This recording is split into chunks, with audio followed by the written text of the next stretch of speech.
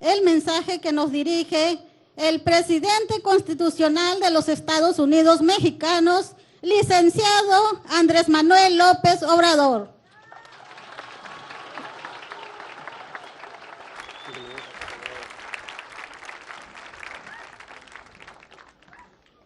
Amigas, amigos de San Bernardo, de comunidades, pueblos, de la cultura guarijía, de este municipio de Álamos, del estado de Sonora.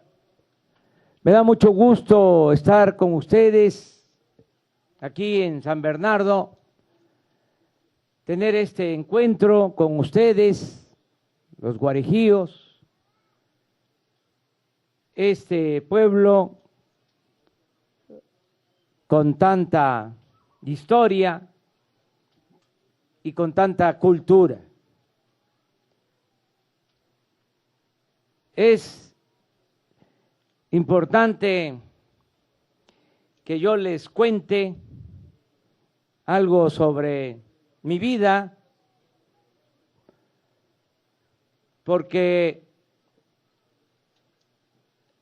a veces no se conoce el pasado de los servidores públicos y es muy importante que se sepa de dónde venimos para que se entienda mejor quiénes somos. Yo soy originario de un pueblo de Tabasco y salí a estudiar la secundaria a la cabecera municipal, que se llama Macuspana, y estudié la preparatoria en la capital de Tabasco, que se llama Villahermosa. Y luego, con una beca, estudié en la Ciudad de México. Viví en la casa del estudiante tabasqueño. Ahí nos daban hospedaje y alimentación. Así pude terminar mi carrera. Soy licenciado en Ciencia Política y Administración Pública, egresado de la Universidad Nacional Autónoma de México, de la UNAM. Cuando terminé la carrera, me regresé a mi estado natal y el primer trabajo que tuve fue de director del Instituto Nacional Indigenista en Tabasco, de 1977 a 1982. Así como la cultura de ustedes, los guarijíos, allá es la cultura maya chontal. Trabajé 6 años en comunidades indígenas, en un centro coordinador como este. Este centro se fundó en 1975 y en el que yo fui director en la zona maya chontal se fundó en 1973. Por eso me da mucho gusto estar con ustedes, porque desde el inicio de mi trabajo como servidor público he estado vinculado a la gente humilde, a la gente pobre, y conozco muy bien la vida y el sufrimiento de las comunidades indígenas de México. Luego de eso, pues llegué a ser jefe de gobierno en la Ciudad de México. Y lo mismo, escuché a todos, respeté a todos, atendí a todos, pero le di preferencia a la gente humilde, a la gente pobre. Ahora, después de varios intentos, triunfamos y ganamos la presidencia de la República, porque esa fue la decisión de la mayoría del pueblo de México. Y como ustedes comprenderán, no vamos a fallarle al pueblo. Porque sería traicionarnos a nosotros mismos. Imagínense cuántos años de lucha para llegar a la presidencia y hacer lo mismo que otros. Darle la espalda al pueblo y trabajar solo en nuestro propio provecho, para tener dinero, para presumir del poder. No, no es por eso que luchamos. Nosotros queremos la transformación de México. Hablé desde hace tiempo que de ganar íbamos a llevar a cabo la cuarta transformación de la vida pública del país, porque han habido 3 transformaciones en la historia de México. La primera fue cuando México dejó de ser una colonia que dependía de España y se convirtió en un país libre y soberano. Eso se lo debemos, desde luego, al pueblo y a 2 dirigentes, 2 curas buenos, rebeldes, Hidalgo y Morelos, que no solo lucharon por la independencia de México, sino que fueron los primeros que proclamaron la abolición de la esclavitud. Eso decía Hidalgo. Y Morelos decía que se modere la indigencia y la opulencia, es decir, que haya igualdad. Y dejó escrito Morelos un documento que se llama Los Sentimientos de la Nación, en donde recomendaba que se aumentara el salario del peón. Y decía a Morelos que se eduque al hijo del indígena y del campesino, igual que al hijo del más rico hacendado.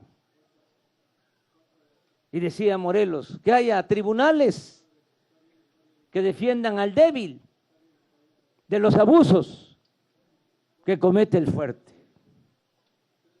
Esa fue una transformación. La primera, hace poco más de 200 años. La segunda transformación fue la que llevó a cabo el mejor presidente que ha habido en la historia de México, un indígena zapoteco, oaxaqueño, Benito Juárez García, porque en ese entonces los conservadores, como ahora también, no querían los cambios. Y ya cuando estaban perdidos, se atrevieron a ir a buscar a un príncipe al extranjero y nos invadió. En ese entonces el ejército más poderoso del mundo, el ejército francés.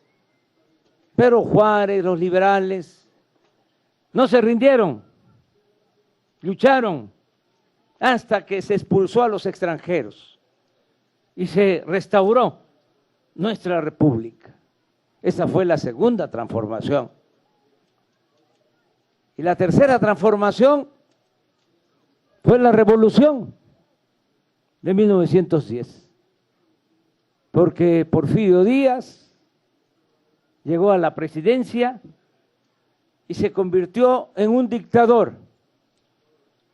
Tardó en la presidencia 34 años y esclavizó al pueblo y gobernó nada más para los grandes caciques, para los potentados. En ese entonces los pueblos indígenas sufrieron mucho, sobre todo los pueblos mayos, los pueblos yaquis. Imagínense ustedes de que para quitarles las tierras desterraron a los yaquis, los mandaron al sureste, a Veracruz, a las haciendas henequeneras de Yucatán. Ahí se morían para que unos cuantos se apoderaran de las tierras de los pueblos indígenas de Sonora. Por eso fue el movimiento revolucionario, encabezado por un hombre bueno, Francisco I. Madero. Se le conoce porque fue cobardemente asesinado como el apóstol de la democracia. Después de que lo asesinan, sigue la revolución y se lleva a cabo una transformación, porque se le devuelve la tierra a los campesinos, sobre todo durante el gobierno del general Cárdenas, y se recupera el petróleo que Porfirio Díaz había entregado a los extranjeros, y se recuperan las minas de oro, de plata, de cobre. Pero después de esa transformación y de avances importantes en lo social, de nuevo vuelve la opresión. Esto que está por terminar, que nosotros llamamos el nuevo porfirismo, que tardó hasta diciembre del año pasado, 36 años, desde 1982 hasta finales del año pasado. Por eso hablamos de la cuarta transformación, porque fue independencia, reforma, revolución y ahora la cuarta transformación,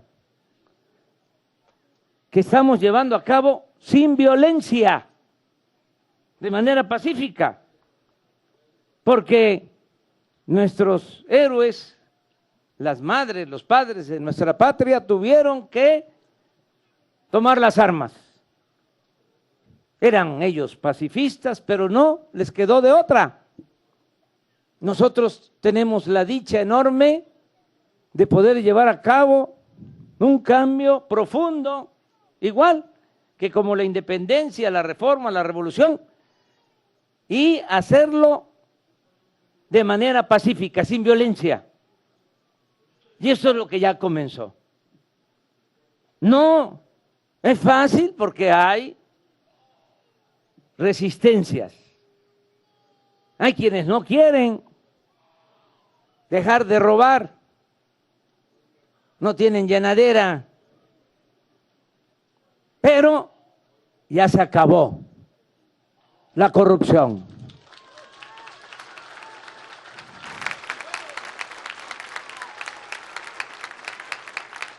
Y ese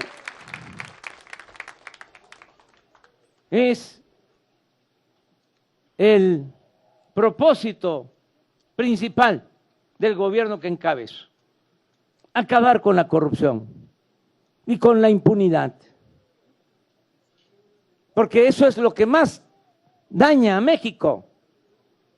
Nuestro país, a pesar de que lo han saqueado por siglos, tiene todavía muchos recursos naturales y tiene un pueblo bueno, un pueblo trabajador.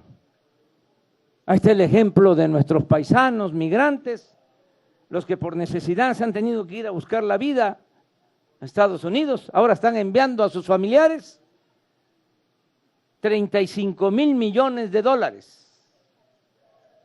cada año. Esas remesas de dinero son la principal fuente de ingresos que tiene nuestro país. Si el pueblo de México fuese flojo, fuese indolente, no saldría adelante en ningún lado. Nuestro pueblo es muy trabajador, pero no tenía la posibilidad de salir adelante. Por eso es este cambio. Si se termina la corrupción, va a haber presupuesto. Ya lo estamos constatando. Si cuidamos que nadie se robe el dinero del presupuesto, que es dinero del pueblo, va a alcanzar para financiar el desarrollo, sin aumentar impuestos, sin aumentar las gasolinas, sin endeudar al país. Depende de que no haya corrupción, porque aquí me pasaría toda la tarde hablándoles de cómo se han dedicado a saquear a México. Ese es el cáncer que estaba destruyendo a nuestro país. Entonces ya no se permite la corrupción y se está combatiendo la corrupción de arriba para abajo, como se limpian las escaleras, porque hasta decían que la corrupción era parte de la cultura del pueblo de México. Falso. En las comunidades, en los pueblos, en las familias de México, hay una gran reserva de valores culturales, morales, espirituales. La corrupción se da arriba, se da de arriba para abajo. Si el presidente es corrupto, pues todos van a hacer lo mismo. Si el presidente da el ejemplo de honestidad, todos tienen que actuar con rectitud. Y eso es lo que estamos haciendo. Y eso nos permite ahorrar mucho dinero. Todo lo que se iba por el caño de la corrupción, ahora se destina al bienestar del pueblo. Y lo mismo, ya no hay lujos en el gobierno. Vengo a San Bernardo, pues como visito todos los pueblos de México desde hace muchos años, por carretera. Ya no hay avión presidencial. Ya el avión presidencial está en venta allá en California. ¿Saben cuánto iba a terminar costando ese avión? 7,000 millones de pesos. Un avión para 280 pasajeros, con recámara, con restaurante. Un avión que no lo tiene ni Donald Trump. Nada más que es cosa de hacer cuenta. ¿Cuánto tiene Álamo de presupuesto, presidente? 126 millones. Ahí ayúdenme a hacer la cuenta. 7,000 millones. ¿Cuántos años del presupuesto de Álamos? Los 7,000 millones. Si Álamos tiene 120. Estaríamos hablando como de 50 años, medio siglo del presupuesto de Álamo. Lo que iba a terminar costando el avión presidencial. Por eso está en venta, pero no solo el avión presidencial, 75 aviones y helicópteros, porque usaban los helicópteros hasta para ir a jugar golf, para ir de compras. ¿Saben cuántos cuidaban al presidente? 8,000 elementos del Estado Mayor Presidencial. Ya desapareció el Estado Mayor Presidencial. Todos esos elementos ya están en la Secretaría de la Defensa para cuidar al pueblo. Al presidente lo cuida la gente.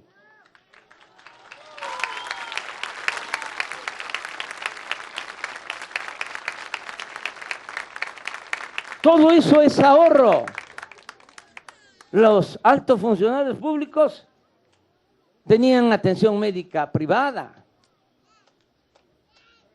Los expresidentes de la República recibían de pensión 5 millones de pesos mensuales. Todo eso se terminó y por eso hay presupuesto.